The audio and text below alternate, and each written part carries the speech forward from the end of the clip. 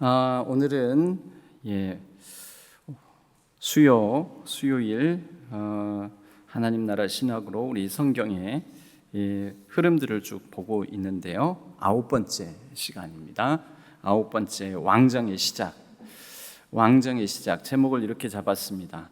하나님은 어떤 사람을 사랑 가로 열고 사용하실까? 오늘 세 인물을 중심으로 보겠습니다.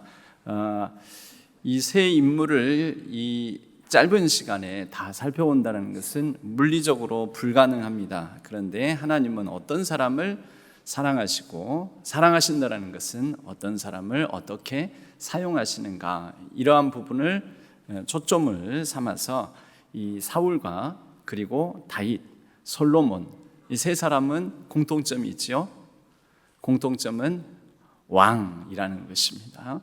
그리고 통일 이스라엘의 왕국, 즉 분열되기 전 이스라엘의 왕들이었다라는 특징이 있습니다. 최초의 왕 사울, 그리고 본격적으로 제대로 된 통일 이스라엘의 왕인 다윗, 그리고 다윗의 아들 후계자인 솔로몬, 세 사람의 또 다른 공통점이 있습니다. 하나님께 선택을 받아서 사울은 기름 부음을 받았죠. 사무엘에 의해서. 다윗도 하나님의 선택을 받아서 기름 부으심을 받았습니다. 솔로몬도 기름 부음을 받기는 했죠. 하지만 솔로몬은 물려받았습니다. 그 점은 좀 차이가 있지만 세 사람의 공통점은 그렇게 하나님께 선택되어서 왕이 되었는데 말로가 좋지 않았다라는 공통점이 있습니다. 그러면 그 하나님께 쓰임 받았고 그러나 하나님께 버림받았다라고 말하기는 좀 그렇지만 왜 이렇게 말로가 좋지 않았을까? 조금씩 세 사람마다 다른 차이점들은 있지만 그래도 사울은 확실하게 말로가 좋지 않았고요. 다윗의 노년기는 매우 불행했고요. 그리고 솔로몬은 그가 재위하는 기간은 어땠을지 모르지만 솔로몬이 왕에서 물러나고 난 다음에 통일 이스라엘 왕국은 분열해 버립니다. 그것은 솔로몬의 말로가 좋지 않았다라고 말할 수도 있겠습니다. 우리가 이제 이런 부분들, 이런 큰 틀을 가지고 오늘 함께 우리가 이제 말씀을 쭉 나눠 보았으면 합니다. 사무엘 이제 생애 후반기에 왕을 세워달라는 요청이 있습니다. 그래서 왕을 세워달라는 이스라엘 장로들의 요구가, 거친 요구가 있었습니다. 사무엘은 왕정 체제의 문제점을 들어서 거부합니다. 그렇지만 계속된 요구에 대해서 사무엘도 혼자 결정할 수가 없어서 하나님께 가지고 갔더니 하나님께서 세워라, 왕을 세워라. 이 왕을 세워라라는 하나님의 말씀이 사무엘상 8장 22절에 나옵니다. 뭐라고 말씀하시냐면 여호와께서 사무엘에게 이르시되 그들의 말을 들어 왕을 세우라. 이스라엘 사람들에게 사무엘이 말하되 너희는 각기 성읍으로 돌아가라 하면서 이제 왕을 간택하게 됩니다. 왕을 누구를 간택하게 되면 베냐민 지파 기브아 출신의 사울을 왕으로, 최초의 이스라엘의 왕으로 세우게 됩니다. 그런데 우리가 분명히 알아야 될 것은요, 사울이 왕이라는 호칭을 갖게 되었지만 이때 당시에 이스라엘 장로들의 요구도 그렇고 그때 당시 이스라엘의 사무엘도 그렇고 왕을 세울 때 이 왕의 역할이 모든 것을 다, 이 고대 시대의 왕은 재정일치의 그런 종교와 정치, 이 권력과 또 종교의 어떤 지도자, 이 역할들을 다 겸하는 게 왕이었습니다. 그러니까 왕이 절대 권력이라고 볼 수가 있는데 이때 첫 번째 왕을 세울 때 사울에게는 대제사장, 그러니까 제사장, 예언자, 선지자, 이 영역은 주지 않았습니다. 그럼 무슨 역할인가? 군사 지도자로서 전체 이스라엘의 군사령관으로서의 역할만을 줬다라는 거죠. 이제 나중에 보면 나오지만 우리가 이해가 안 되는 부분이 이런 부분이거든요. 사울이 출정을 하려고 그러는데 출정을 할 때 사무엘이 안 와요. 그래서 급한 마음에 아니 하나님께 그래도 제사 드리고 번제 드리고 출정을 하는데 이게 뭐 얼마나 큰 죄인가? 큰 죄죠. 왜 죄냐면 사울의 권한이 아니었어요. 그때 당시에 전쟁 개시권, 이것은 당시 왕, 군사령관이잖아요. 군사령관은 명령을 받고 나가는 사람이에요. 사령관이라고 자기 마음대로 하는 게 아닙니다. 자, 이 미사일 쏠까요 말까요? 특히 중요한 핵폭탄이라든지 이런 것은 대통령의 결재를 득하도록 되어 있습니다. 그럴 때 이 전쟁, 선전포고권, 이것은 그 1군 사령관, 2군 사령관, 3군 사령관, 합창의장 이런 사람에게 없습니다. 누구에게 있습니까? 대통령에게 있어요. 이 권한이 나눠져 있다라는 거죠. 이때 당시에 사울도 왕이라고는 하지만 이 왕에게 모든 절대 권한이 다 있지 않았습니다. 하나님께서 또 이때 당시에 최초의 왕에 대해서는 그렇게 역할을 구분지어서 주었다라는 거죠. 사울은 군사령관으로서 이스라엘 전체의 군 통수권자, 통솔의 사령관으로서 세워졌을 뿐입니다. 이 초기 이스라엘의 왕은 크게 네 단계, 네 방식으로 선출이 되는데요. 선지자의 기름 부음이 있습니다. 그리고 제비뽑기를 합니다. 그리고 용맹함을 증명합니다. 옥립과 즉위식을 거칩니다. 이 네 단계를 다 거쳐서 나중에 다윗이 세워질 때도 이런 방식으로 세워집니다. 단 다윗은 두 번째를 거치지 않았습니다. 두 번째를 거치지 않았기 때문에 다윗은 함부로 이 제비뽑기는 하나님의 뜻이 거기에 있다라는 상징적 의미를 갖습니다. 이 상징적 의미, 여러 사람들을 놓고 제비를 뽑았는데 그 사람 뽑혔다. 하나님의 뜻이 그 사람에게 있다. 그런데 다윗은 제비뽑기 과정이 없었기 때문에 사울에게 쫓기면서 사울을 죽일 수 있는 상황에서도 사울을 함부로 건들지 않은 이유가 바로 거기에 있었습니다. 여튼 사울은 당시 이스라엘의 아주 유력한 집안의 출신이고 또 용모가 아주 준수했습니다. 여러분, 성경을 제가 이걸 다 띄우지 않았습니다. 그리고 여기다 다 넣기에는 이 분량이 너무 많아서 길어질 것 같아서 사무엘상 9장 1절에서 2절을 한번 보겠습니다. 사무엘상 9장 1절에서 2절. 이 백성들 보고 아까 제가 읽어드렸죠.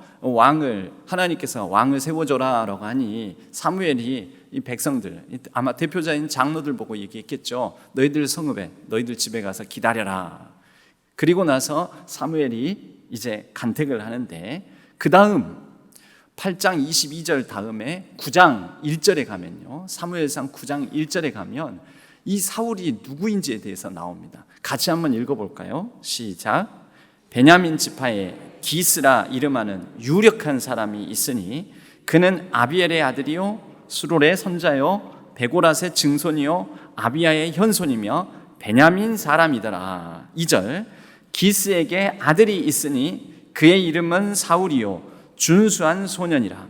이스라엘 자손 중에 그보다 더 준수한 자가 없고 키는 모든 백성보다 어깨 이만큼 더 컸더라. 이렇게 보니까 사울이 예전에 그런 영화가 있잖아요. 영화의 대사 중에 내가 왕이 될 사람인가 뭐 이렇게 하는 게 있잖아요. 왕이 될 용모였습니다.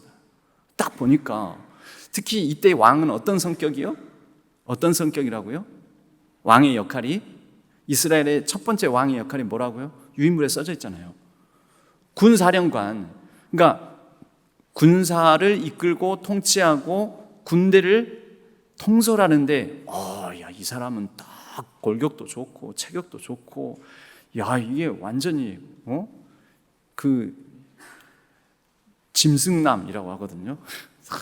얼굴은 잘생겼는데 몸은 막 우락부락하고 막 이렇게 힘도 세 보이고 되게 있어 보이고 그렇단 말이죠. 그래서 이 사울이 백성들이 보기에 인기가 있을 만했던 거죠. 저 사람이라면 우리가 왕으로 섬길 만하다. 근데 문제가 있었습니다. 이 사울은 영적으로는 상당히 둔감하거나 신앙적으로는 매우 준비가 되지 않은 사람, 성경에 명시적으로 안 나있는데 그 힌트들을 볼 수가 있습니다. 세 가지만, 세 장면만 보면요. 사무엘상 9장 6절, 이 성읍에 박스 안에 있습니다. 이 성읍에 하나님의 사람이 있는데 존경을 받는 사람이라 그가 말한 것은 반드시 다 응하나니 그리로 가사이다. 그가 혹 우리가 갈 길을 가르쳐 줄까 하나이다. 무슨 장면이냐면 사울 집에 이렇게 재산이 많은데 암나귀를 잃어버렸습니다. 그래서 암나귀를 찾으러 다니는데 어디에서 찾아야 될지 모르겠어요. 이게 마치 서울역에 내려서 김서방 찾는 것 같이 이 모래사장에서 바늘 찾는 것 같은 이렇게 어려운 일이었습니다. 어려워서 어떻게 찾을까 하고 하니까 누군가 한 사람이 하나님의 사람으로서 존경받는 선견자 이 사무엘을 찾아가면 어떨까 하고 지금 권하는 것입니다. 그래서 그럼 가자 해서 갑니다. 가는데 오늘 지금 9장 펼치셨죠? 그 과정이 쭉 나고요. 18절 19절에 가면 18절 19절 한번 보십시다. 18절 19절 같이 보겠습니다. 이제 찾으러 나갔어요. 그래가지고 물어 가가지고 사무엘 집이 어디 있는지 찾으러 갔습니다. 그 사무엘에게 사울이 물어보려고. 18절 같이 읽겠습니다. 시작. 사울이 성문 안 사무엘에게 나아가 이르되 선견자의 집이 어디인지 청하건대 내게 가르치소서. 자, 무슨 장면이에요? 사울이 지금 사무엘을 만났어요. 그리고 사무엘에게 지금 질문을 던져요. 뭐라고요? 선견자의 집. 지금 사무엘에게 누구를 물어보는 거예요? 네, 제가 정준인데 정준에게 정준 목사가 어디 있냐고 물어보는 거예요. 우리 교인이. 그럼 우리 교인이 저보고 저기 정준 목사님 어디 계신지 아십니까? 라고 저한테 물어보는 거예요. 그럼 안 이상해요? 이상해요? 안 이상해요? 사무엘 보고 그때 당시 이스라엘의 오랫동안 수십 년 동안 사사이자 여러분 미스바, 길갈, 베델을 순회하면서 대부흥운동, 회개운동을 일으켰던 사람이 사무엘이잖아요. 그러니까 이스라엘 전역을 목회하고 다녔던 사람, 말씀 선포하고 다녔던 사람, 설교한 사람이 사무엘이란 말이에요. 근데 사무엘을 보고 사울이 저 사무엘 어디 있습니까? 사무엘이라는 분 아십니까? 사무엘에게 그랬더니 무슨 뜻입니까? 뭔 말인지 모르겠어요 아직? 예배 한 번이라도 드렸을까요? 안 드렸을까요? 심지어 유튜브로라도 봤을까요? 안 봤을까요? 사무엘은 아마 이때 한 40년 가까이 됐을 겁니다. 지금 사사 역할한 지 4년이 되도록 설교를 매주일마다 했는데 아직 신앙교회 교인이 담임 목사 얼굴을 몰라요. 그럼 심각하죠.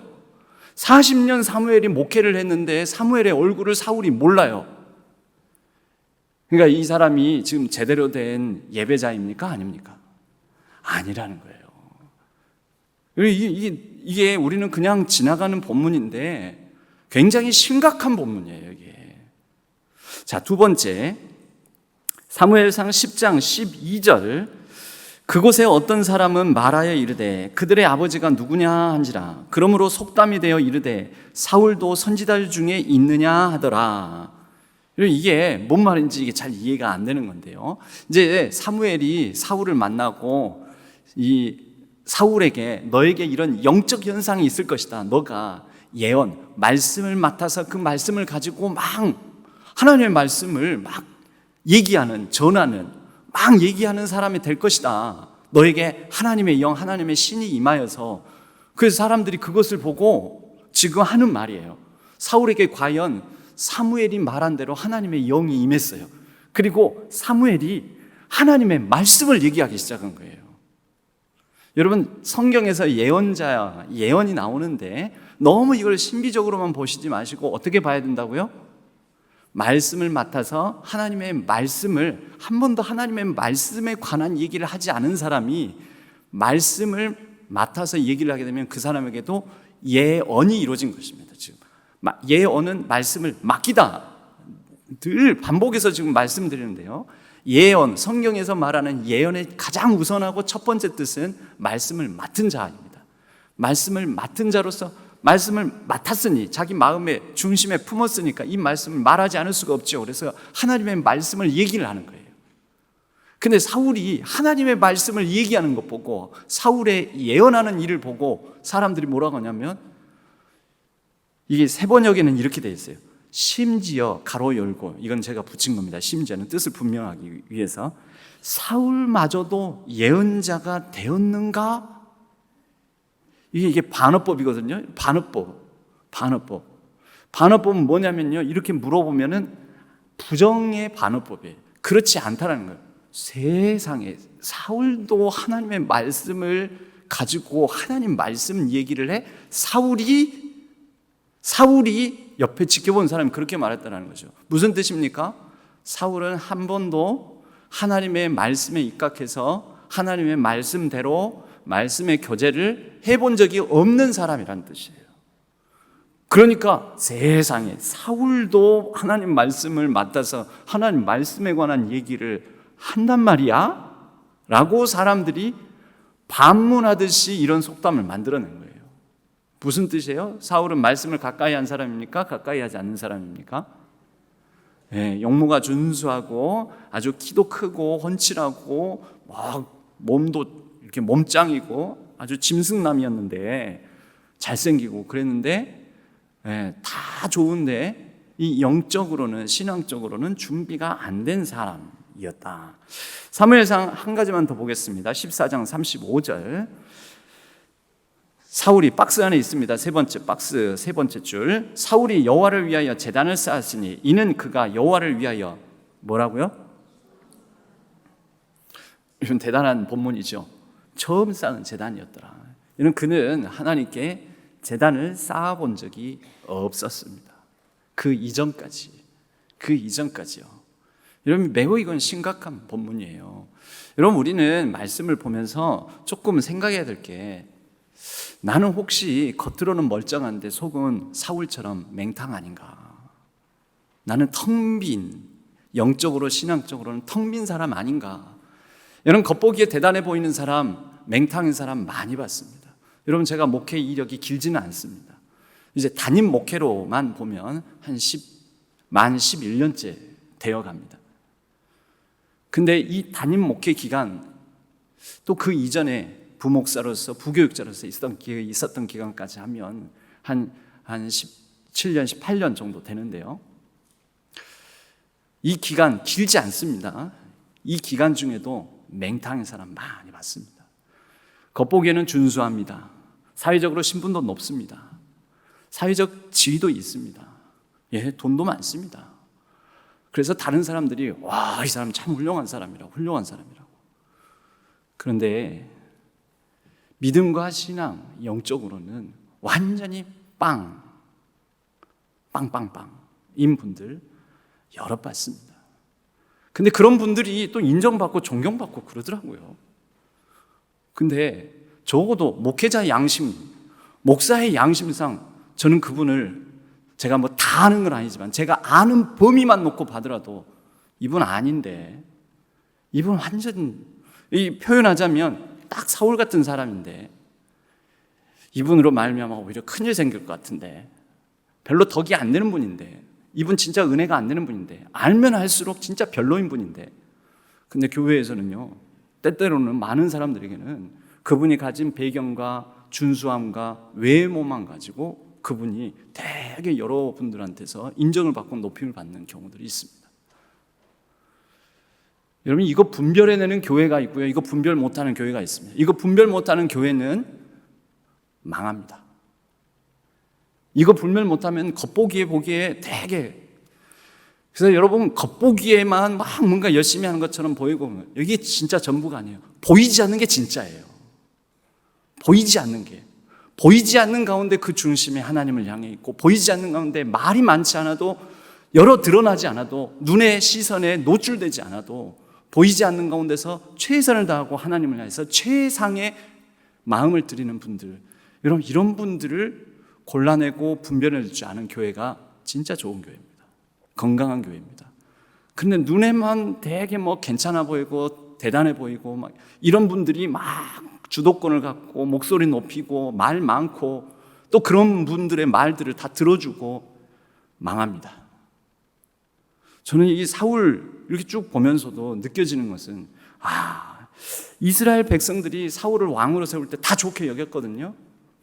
그러다 보니 어떤 현상이 생기냐면, 사울도 자신에게 하나님이 세우긴 했지만, 사무엘을 통해서 세워지긴 했지만, 사울도 뭘 의식하게 되냐면 하나님보다 누구를 의식해요? 이게 영적으로 신앙적으로 준비가 안 됐기 때문에 사울도 계속 그가 통치를 하면서 왕으로서 전쟁을 수행하면서 백성들의 말만 들으려고 합니다. 백성들의 시선을 의식합니다. 백성들의 인기, 이것에 영합해서 살려고 합니다. 이제 쭉 보겠습니다. 초기 왕은 전쟁 개시권이 없는 권력이 제한적인 왕. 그럼 전쟁 개시권은 누구에게 있었을까요? 아직 사무엘에게 있었어요. 하나님께서 이렇게 역할을 구분해 놨어요. 그런데 사울의 문제점이 뭐였냐면 하나님을 두려워하지 않고 백성을 더 두려워합니다. 하나님보다 백성을. 하나님 뜻에 합당한가, 이것보다는 백성의 뜻에 맞춰서 그가 정치를 하고 전쟁을 합니다. 그래서 결국 이것이 사울이 버림받은 이유가 됩니다. 여러분, 사울이 버림받은 이유 여러분들이 알고 있는 상식적으로 그냥 더 그 다음 진도 나가지 않은 상태에 뭐가 있습니까? 우리가 아까 본문을 읽었지요. 사무엘상 15장. 순종이 제사보다 낫고, 이 순종은 누구에 대한 순종입니까? 하나님께 대한 순종. 근데 그가 순종하지 않고 왜 하나님의 말씀대로 아말렉의 왕, 아각 왕을 진멸하고 전리품을 다 없애버려야 되는데 왜 전리품을 취했지요? 거기에 이유가 나와요. 백성을 두려워하여. 백성들이 그랬거든요. 아니, 이 아까운 걸 왜 내다 버립니까? 왜 불태웁니까? 왜 다 이거 없앱니까? 백성들이 그랬거든요. 그러니까 백성들의 말을 더 크게 여기고 백성들의 인기를 얻기 위하여 사울이 백성들의 말을 청종합니다. 무엇보다 하나님의 말씀보다. 여러분, 그게 사울의 버림받은 이유입니다. 이제 보면은요, 사울이 그래서 3번, 하나님께서 사울에게도 몇 번 기회를 주세요. 이 삼진아웃, 이 앞에서 늘 야구하지 않습니까? 삼진아웃 하면은 삐끼삐끼 춤을 춥니다. 이쪽에서 삐끼삐끼 춤을 추면서 이제 삼진아웃 빨리 물러나라고. 이런 사울이 삼진아웃을 당하는데 첫 번째 아웃, 원아웃이에요. 사무엘상 13장 8절 9절. 사울은 사무엘이 정한 기한대로 이레 동안을 기다렸으나 사무엘이 길갈로 오지 아니하며 백성이 사울에게서 흩어지는지라. 자, 이때 사울이 두려워했던 것은 뭡니까? 백성들이 전쟁하려고 못하다가 백성들이 흩어져요. 아, 뭐예요? 빨리 우리 나갑시다. 아, 빨리 전쟁을 하려면 빨리 합시다. 백성들이 막 소리치는 거죠. 그러면서 막 불평불만을 해요. 그러니까 백성들이 그 얘기를 듣고 사울이 사무엘을 기다리지 않고 전쟁을 개시합니다. 전쟁 개시는 뭘로? 번제를 드리는 것으로. 그래서 사울이 번제와 화목제물을 이리로 가져오라 하여 번제를 드렸다. 이게 원아웃이에요. 이게 원아웃. 백성 의식한 거죠. 두 번째, 사무엘상 15장 15절에 이제 투아웃. 사울이 이르되 그것은 무리가 아말렉 사람에게서 끌어온 것인데 백성이 당신의 하나님 여호와께 제사하려 하여. 이 두 번째는 뭡니까? 아말렉. 저기 이 지도의 남쪽에 있네. 아말렉 사람들, 아말렉 군과 전쟁을 치르게 되는데 이겼어요. 이겨서 아말렉 사람의 왕이 아각 왕이라고 나와요. 같은 말이에요. 아말렉이나 아각이나. 이 아말렉은 하나님께서 매우 싫어하셔서 이 아말렉 사람들은 진멸하라고 그러셨어요. 나중에 이 사람들을 진멸하지 않은 화근이 어디로 이어진지 아십니까? 이제 성경을 더 보면은요, 뒤에 에스더가 모르드게, 삼촌 모르드게와 더불어서 유대인들이 다 전멸당할 위기에 처하죠. 누구 때문에요? 에스더 시대에는 포로기 시대인데요. 포로로 끌려갔는데 그때 누구요? 하만. 네, 하만. 에스더에서 한 번도 안 읽어보셨어요? 하만이라는 사람이 나오잖아요. 그 하만이 누구냐면 아말렉 사람이에요. 이 사람의 아각 사람입니다. 같은 말이에요. 아말렉이나 아각이나. 아각 사람 또는 아말렉. 이 아말렉 사람이 언제 처음 등장하냐면 출애굽해가지고 광야에서 그 많은 이스라엘 백성들이 막 광야를 움직이지 않습니까? 그런데 꼭 뒤에 처진 사람이 생겨요. 어떤 사람이 주로 처질까요? 노약자들이 아무래도 좀 뒤에 처질 거 아닙니까? 근데 꼭 아말렉은 정면 승부하지 않고 뒤에 처진 사람들을 막 쳐요. 약한 뒤통수 치는 그래서 하나님께서 이 아말렉 사람을 굉장히 싫어하셨습니다. 그래서 이 아말렉 사람을 진멸하라고 하시는 거예요.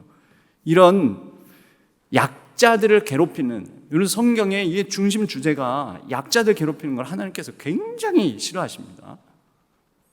그래서 남의 약점, 남의 약한 부위, 그 부분을 살살 건드려가지고 요거 가지고 사람 막 못 살게 구는 거, 이런 거 되게 싫어하십니다. 되게 싫어하는 표현을 하나님은 심판해라, 진멸해라, 없이해라, 영원히 그들은 내 회중 안에 들어오지 못한다, 이렇게 표현하세요. 아말렉 사람이 그런 사람들인데 이 아말렉 사람들을 진멸하지 않은 거예요. 사울이 뭐라고 하냐면, 백성들이 요거 다 없애지 말고 하나님께 번제할 것 남겨둡시다. 명분은 좋죠. 여러분, 많은 사람들이 좋은 말로 명분 삼고 교회 안에서도 막 그럽니다.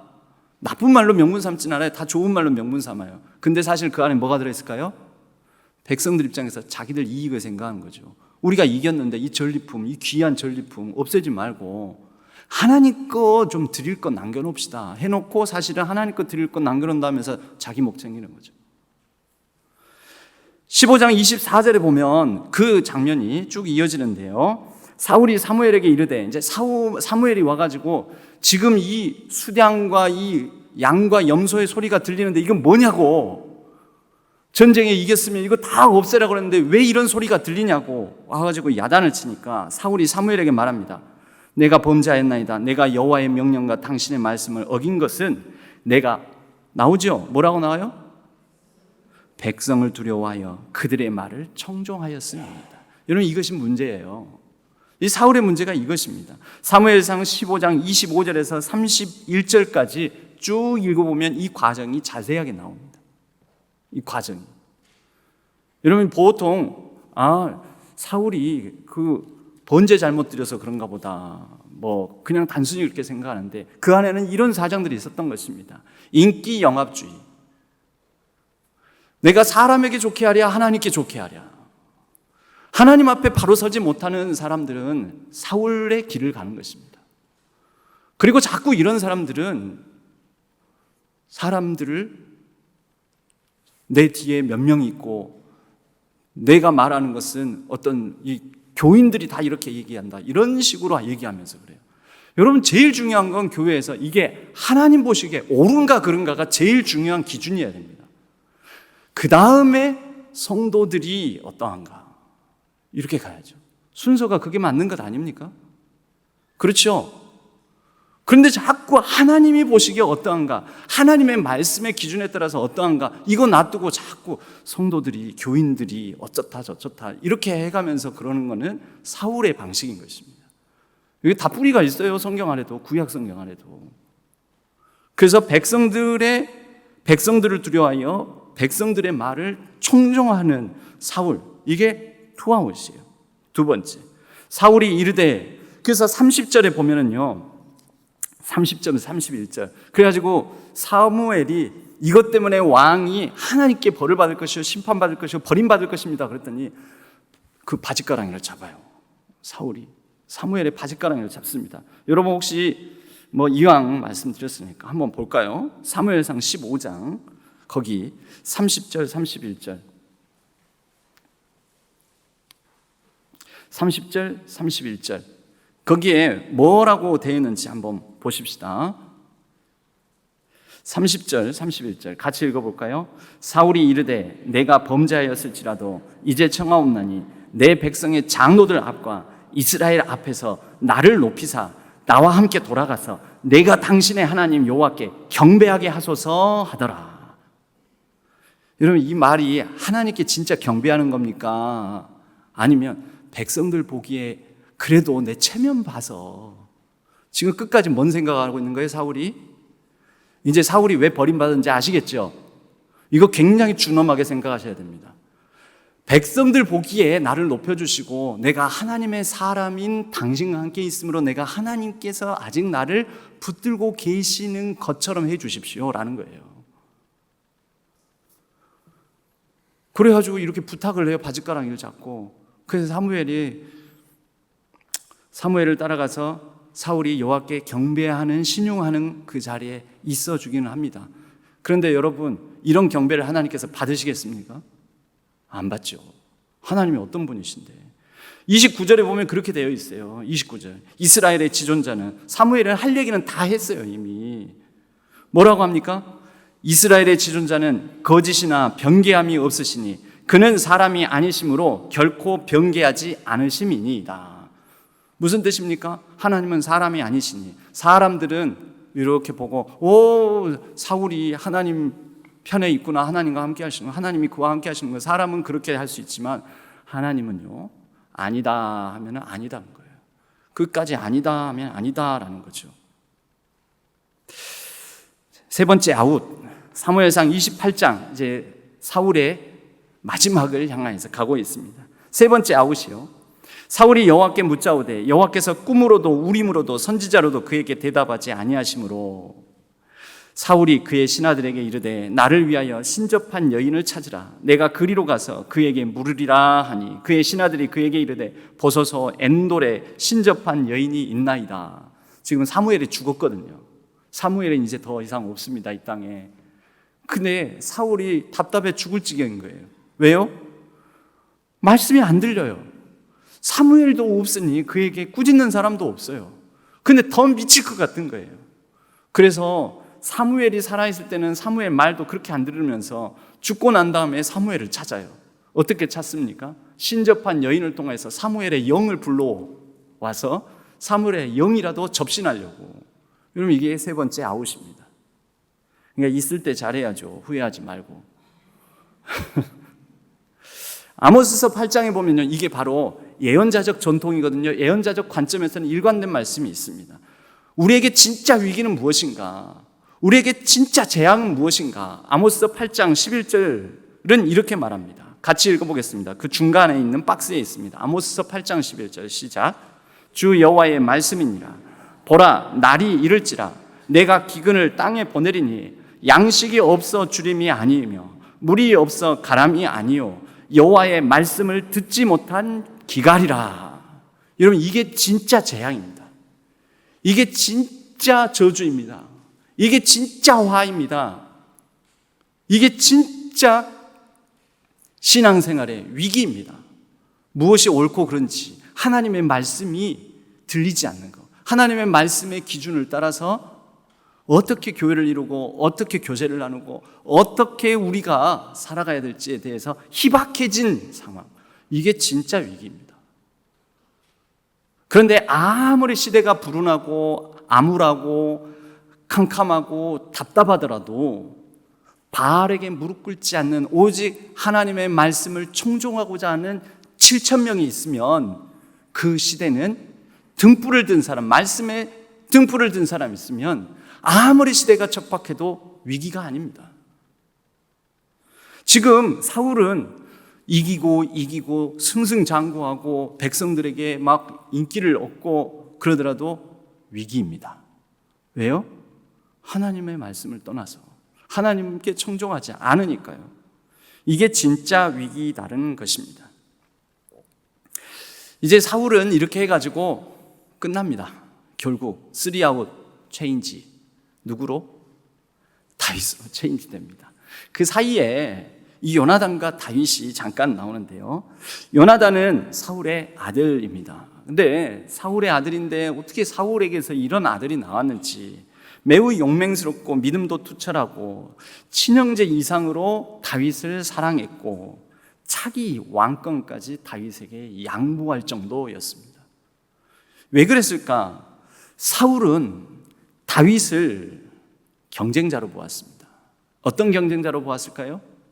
사울은 그가 지금 왕이 되고 나니까 그 왕국이 내 왕국이라고 여겼습니다. 하나님의 나라, 하나님의 통치가 자신에게 위임받은 거라고 생각하지 않고 내 나라, 내 왕국, 내 거, 내 백성이라는 생각을 가지고 바로 내 나라의 권력, 인기, 백성들의 신망, 이것의 경쟁자로서 다윗을 여겼다라는 거죠. 그러니까 경쟁자로 여긴 사울과 요나단은요, 하나님 나라 관점을 가지고 있는 사람이었습니다. 하나님 나라, 즉 하나님 보시기에, 하나님께서 다스리는 방식으로 보기에 내 친구 다윗은 이 나라를 능히 책임질 만한 사람이다. 그러니까 하나님 나라 관점으로 보니 다윗을 경쟁자로 보는 게 아니라, 사실 진짜 경쟁자는 둘이 친구잖아요. 연배가 같잖아요. 세대가 비슷하잖아요. 그러니까 진짜 경쟁자로 여기려면은 왕이 계승 서열, 아버지를 뒤따라서 이어받을 요나단 입장에서 다윗을 진짜 경쟁자로 여겨야 되는 거거든요. 근데 요나단은 내 아버지의 나라, 내가 물려받을 가능성이 높은 나라로 보는 것이 아니라 하나님의 나라, 하나님의 통치, 하나님의 왕국으로 봤다는 거죠.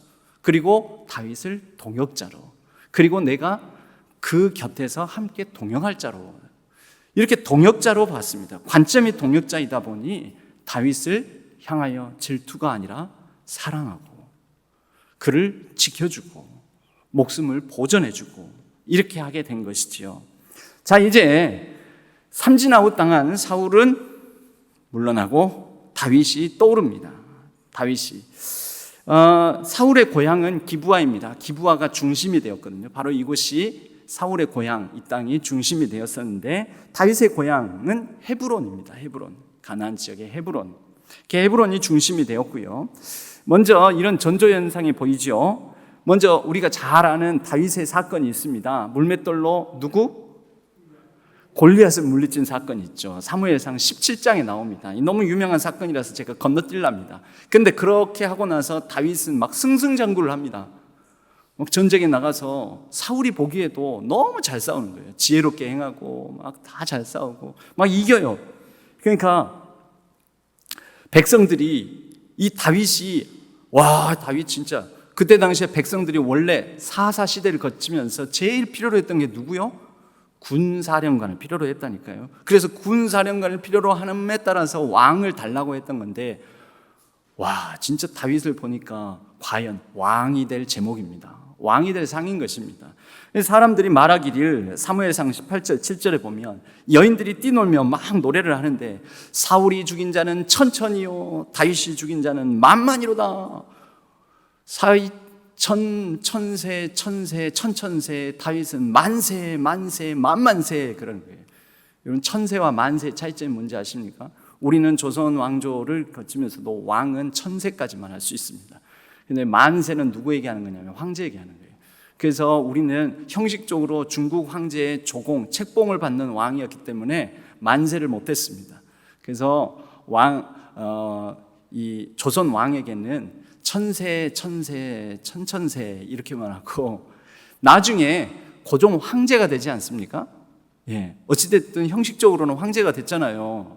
국력은 약했지만 그때 비로소 만세, 만세, 만만세로 바뀝니다. 나중에 기회가 되면 덕수궁에 가시면, 덕수궁은 황제가 머물렀던 궁이잖아요. 덕수궁에 가시면 거기가 그 황제 궁이었으니까 거기에는 만세가 써져 있습니다. 거기에 참고로 하시고요. 자, 이건 뭐겠어요? 사울이 보기에, 야, 이거 인기가 저쪽으로 다 가는데 난 뭐요? 왜요? 난 천세고 저기가 만세면은 나보다 저기가 더 높아? 이 경쟁자로 의식한 사울은 미칠 것 같은 거예요. 사울이 그때 당시에 악신이 들렸다고 하지 않습니까? 여러분, 악신이 신비한 현상일 수도 있지만 또 따지고 보면 질투와 시기와 누군가에 대한 증오의 눈이 멀면은 다 악신이 들린 것입니다. 그렇지 않습니까?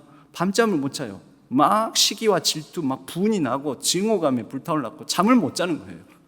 그게 악신이죠. 악신이 뭐 다른 거예요. 악자가 무슨 악자입니까? 나쁜 악, 나쁠 악, 틀린 악. 그러니까 틀린 생각, 나쁜 생각, 좋은 생각이 아니라 나쁜 생각, 틀린 생각만 하고 있으니 하나님 보시기에, 그러니 여러분, 그 나쁜 생각, 나쁜 영, 틀린 스피릿에 사로잡혀 있으니 괴로운 거죠. 괴로운 거죠. 머리가 찌끈찌끈거리고 맨날 내 권력을 어느 놈이 뺏어가지는 않을까. 그래서 여러분, 예전에 그 독재자들은 방들을 많이 뒀다지 않습니까? 방들을. 왜요? 암살의 위협을 느껴가지고 그 자기가 어디서 자는지 모르게 하려고 다 수백 개의 빈 방을 놔두고, 사람이 자봤자 방 하나에서밖에 못 자잖아요. 근데 자기가 어디서 잠자는지를 아무도 모르게 하려고 암살의 두려움 때문에. 여러분, 그게 악신이 들린 거죠. 틀린 정신, 틀린 영, 틀린 생각이 그를 사로잡으니 미치는 거죠. 잠도 못 자고 환장하는 거죠. 이런 의미에서 보면 하나님의 마음, 하나님의 생각에 사로잡히는 사람들은 늘 잠을 잘 잡니다. 그래서 여러분들은 예배 시간에도 자고, 또 예배 드리다가 졸려 죽겠는데 목사님 오늘 길게 하시네. 그래서 그렇게 해서 그냥 집에 가시면 바로 잠자리 드시고 얼마나 좋아요. 여러분, 그래서 좋은 생각, 하나님의 마음, 하나님의 생각에 사로잡히면 단잠을 잡니다. 하나님께서 사랑하시는 자에게 깊은 잠, 좋은 잠, 굿 밤을 허락해 주십니다. 이래가지고 결국 사울은 점점 더 스스로 무너진다고도 볼 수 있습니다. 스스로 막 무너집니다. 다윗을 간단하게 살펴보면요, 2세의 막내 아들입니다. 왕이 될 상이 아닙니다. 2세의 막내 아들로서 그 위에 형들이 몇 명이나 있었어요. 그래서 그는 막내 아들로서 너는 저기 가서 양이나 쳐라. 형들은 전쟁에도 나가고 뭐 이렇게 전쟁에 나간다는 게 고대 시대에 있는 입신양명의 기회입니다. 근데 다윗에게는 그런 기회도 없었던 거죠. 그런데 그가 기름 부음을 받습니다. 하나님은 뭘 보시니까요? 사무엘상 16장 7절, 그 다음 박스에 보면요, 같이 읽어볼까요? 시작. 여호와께서 사무엘에게 이르시되 그의 용모와 키를 보지 말라. 내가 이미 그를 버렸노라. 내가 보는 것은 사람과 같지 아니하니 사람은 외모를 보거니와 나 여호와는 중심을 보느니라. 첫 번째 중요한 거는요, 사람은 외모를 본다. 그래서 우리는 늘 실수합니다. 사람은 외모를 본다. 그래서 늘 실수한다. 근데 두 번째로는 사람은 외모를 보니까 우리는 외적 형식, 외모도 잘 가꿀 필요가 있습니다. 제가 꼭 결혼하는 커플들에게 주례를 하게 되면 외모를 중시하라고 얘기를 합니다. 결혼하고 나서 이제 다 상품 진열 때 있을 때는 잘 예쁘게 포장해가지고 진열을 하고, 즉 결혼 전에는 잘 포장하고, 결혼하고 나면은 이제 팔렸으니까, 품절 됐으니까 그냥 대충 포장도 안 하고 막 이렇게 살지 말으라고, 포장을 해라고. 근데 더 중요한 외모를 중시하는 게 있죠. 뭡니까? 사람은 외모를 본다. 이 말은 뭐냐면 외적으로 드러난 표현을 봅니다. 외적으로 드러난 표현. 그러니까 남편은 아내가 표현해 줄 때, 인정해 줄 때만 아내가 나를 참 남편으로서 존중하는구나 알죠. 내 속으로는 당신 생각하고 있다니까. 여러분, 그거 하나님은 그거 보실지 모르지만 사람은 그거 못 봐요. 그러니까 표현을 해야 된다. 남자는 아내에게 사랑한다고 표현을 해야 된다. 내 속 알잖아. 내 마음 알면서 오다가 다 주웠어. 이러지 말고 당신 생각이 나서 내가 일부러 발걸음 해가지고 이거 사왔네. 그렇게 표현을 해야 된다. 외적 표현이 중요하다. 이런 말씀을 드립니다. 여러분, 나는 하나님을 잘 믿는다. 하나님은 아시겠죠. 근데 또 한편으로는 어떻게 해야 됩니까? 내가 하나님을 향한 사랑하는 마음, 하나님을 향한 헌신하는 마음 표현하십시오. 교회 안에서. 교회 안에서 내가 하나님을 잘 믿고 신앙이 좋은 것을 드러내야 됩니다. 어떤 식으로든지 간에. 객관적인 지표로 드러내셔야 됩니다. 그래야 교회 안에서도 하나님 아시겠지. 그래서 어떻게 되냐면요, 오히려 거꾸로가 일어나는 거예요. 어떻게 일어납니까? 사울 같은 사람이 막 교회 안에서 중책을 맡고, 진짜 중심이 좋은 사람은 하나님 아시겠죠 하고 다 감춰버리는 거예요. 다 사라져버리는 거예요. 그 중심은 누가 차지해요? 사울 같은 사람이 차지하는 거예요. 그럼 어떻게 될까요? 교회가? 모르시겠어요? 이렇게 쉽게 설명을 해드렸는데도. 그래서 저는 요 부분, 요 말씀을 보면서 우리가 그 생각도 해야 돼요.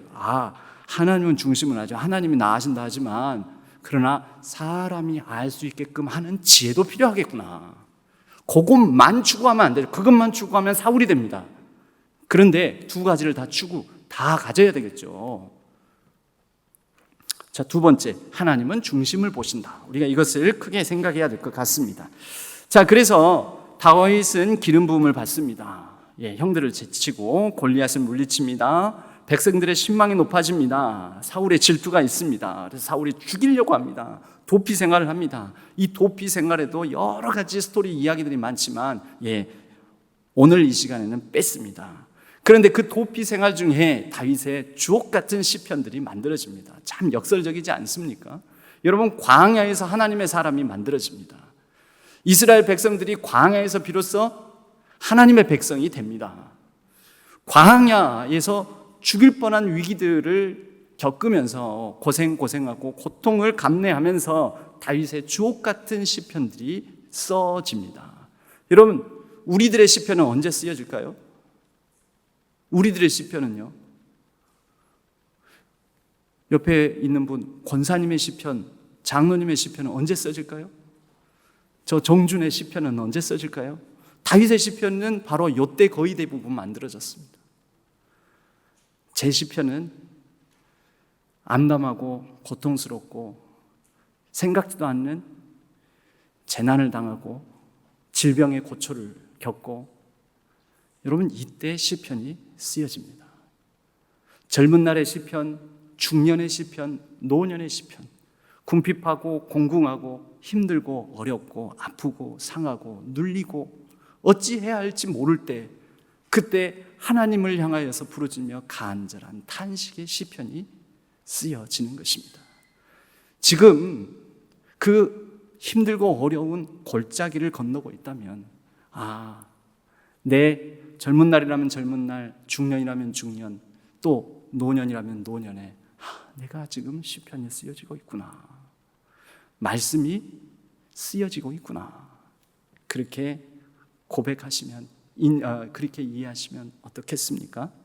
저도 그런 의미에서 보면 여러 시편들이 있습니다. 이런 시편들이 딴 게 아니에요. 간증, 하나님을 향한 탄식, 고백, 그리고 간절한 탄원, 그러다가도 하나님을 붙들 수밖에 없어서 하나님을 향한 신뢰, 찬양, 그게 시편입니다. 여러분도 그런 분들 있으시죠? 일평생에 다윗의 이 탄식 시편과 같은 시편이 한 편도 안 쓰여졌다면 죄송합니다만 아직 제대로 하나님과 함께 광야의 여정, 신앙 여정 안 걸어보셨다라고 볼 수도 있습니다.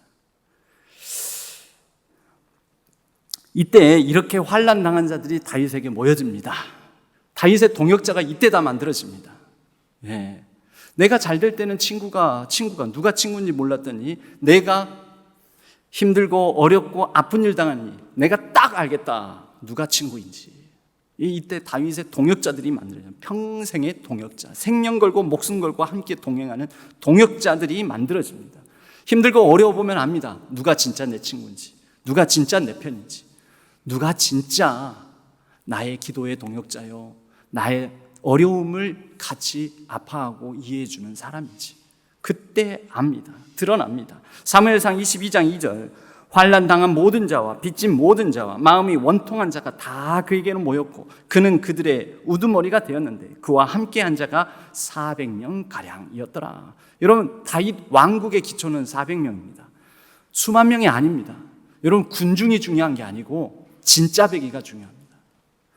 여러분, 그런 사람, 그렇게 어떤 리더십의 대가가 이런 말을 한 적이 있습니다. 자기 일생 일대 동안 자기와 더불어서 생사고락을 같이 할 수 있는 여러 재능이 있는 50명만 있으면 한 나라도 통치할 수 있다고. 50명만 있으면요. 저는 50명이 없어서 한 나라는 통치를 못합니다. 50명만 있으면 그 50명의 또 동역자들이 있을 거 아니에요. 그래서 한 나라도 능히 통치할 수 있다라는 말이 있습니다. 다윗은 그렇게 그 많은 사람들이 그게 모여들었고 그 몰려든 사람과 더불어 사울로부터의 죽음의 위협을 피해서 블레셋 진영에 의탁을 합니다. 거기에서 미친 척도 하고요, 죽을 뻔한 위기를 겪으면서.